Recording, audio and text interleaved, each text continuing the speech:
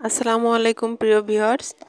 আজকে আমি যে রেসিপিটা তৈরি করে দেখাবো সেটা গ্রাম বাংলার অনেক জনপ্রিয় একটা রেসিপি, সেমাই পিঠার রেসিপি।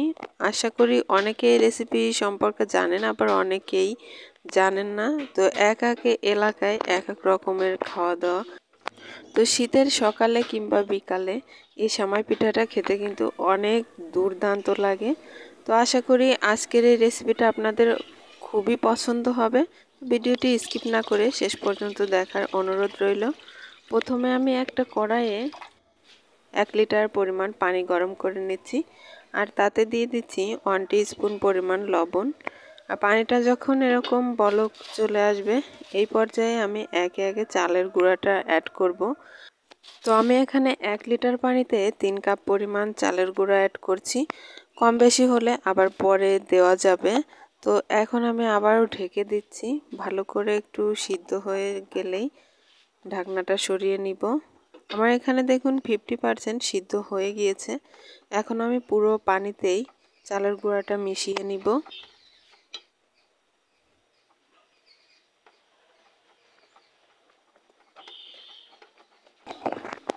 যখন এরকম পুরোটাই মেশানো হয়ে যাবে, একটা ঝরঝরে ভাব চলে আসবে, এই পর্যায়ে চুলার আঁচটা একদম লো করে ঢাকনা দিয়ে আরও 2-3 মিনিটের মতো ঢেকে রেখে দিতে হবে। তাহলে খুব সুন্দরভাবে সিদ্ধটা হয়ে যাবে। আর এই পিঠাটা তৈরি করতে কিন্তু আবার বেশি সিদ্ধ করা লাগে না, যেমন চালের রুটি যেভাবে তৈরি করে। তো হাতে নিয়ে একটু মুঠো পাকিয়ে দেখলে যে দলাটা বেঁধে গিয়েছে, এরকম হয়ে গেলেই বুঝতে হবে যে ডোটা তৈরি হয়ে গিয়েছে। তো এই পর্যায়ে একটা ছাড়ানো পাত্রে তেল ব্রাশ করে নিচ্ছি, এতে করে মথে নিতে সুবিধা হবে, লেগে যাবে না কোনো কিছুতেই। তো গরম অবস্থায় কিন্তু হাতে একটু ঠান্ডা পানি লাগিয়ে লাগিয়ে ডোটা তৈরি করে নিতে হবে।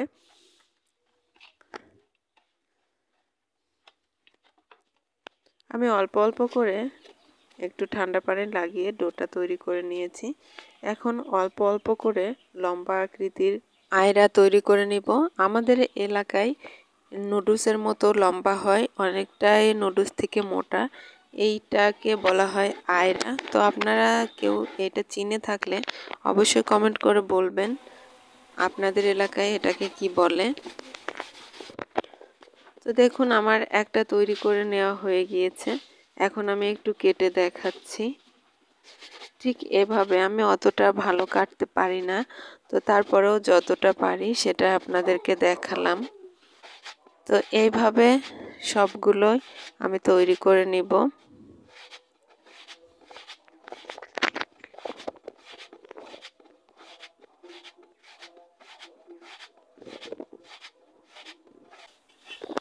আমার সবগুলো তৈরি করে নেওয়া হয়ে গিয়েছে। দেখুন কতটা ঝরঝরেও হয়েছে। আপনারা চাইলে উঠিয়ে রাখার জন্য রোদে শুকিয়ে রাখতে পারেন। আমি এখনই রান্না করব, সো আমার রোদে দেওয়া লাগবে না।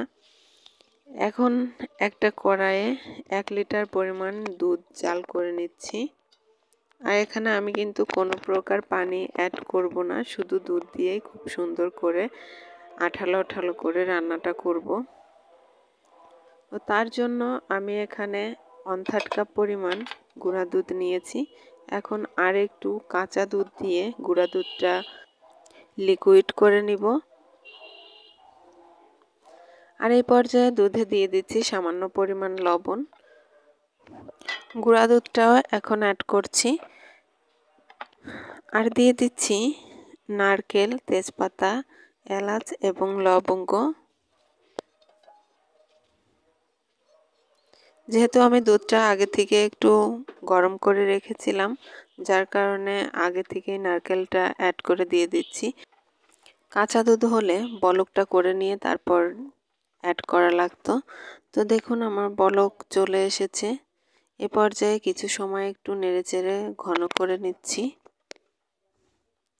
তারপর দিয়ে দিচ্ছি 1 কাপের মতো চিনি। আপনাদের স্বাদ অনুযায়ী মিষ্টিটা ব্যবহার করবেন। আমার সুগারের প্রবলেম আছে, তাই আমি অল্প করে চিনিটা অ্যাড করে দিচ্ছি। আপনারা চাইলে এখানে মধু কিংবা পাটালি গুড় দিয়ে তৈরি করতে পারেন। তো যখন এরকম ঘন হয়ে আসবে এই পর্যায়ে পিঠাটা দিয়ে দিচ্ছি। পিঠাটা দেওয়ার পর বেশি সময় লাগবে না। দেখুন কতটা ঘন হয়ে আসছে। আর যদি ঘনত্ব না আসে তাহলে এখানে অবশ্যই সামান্য একটু চালের গুঁড়া দুধের সঙ্গে মিশিয়ে অ্যাড করলেই ঘন হয়ে যাবে। তো পরিবেশনের জন্য পিঠাটা এখন একদম রেডি। আশা করি আমার এই রেসিপিটি আপনাদের ভীষণ পছন্দ হয়েছে। আর যদি ভালো লেগে থাকে তাহলে কিন্তু আমার চ্যানেলটা সাবস্ক্রাইব করতে ভুলবেন না। আর ভিডিওতে একটা লাইক দিবেন। দেখা হচ্ছে পরবর্তী ভিডিওয়। ভালো থাকবেন, সুস্থ থাকবেন। আল্লাহ হাফেজ।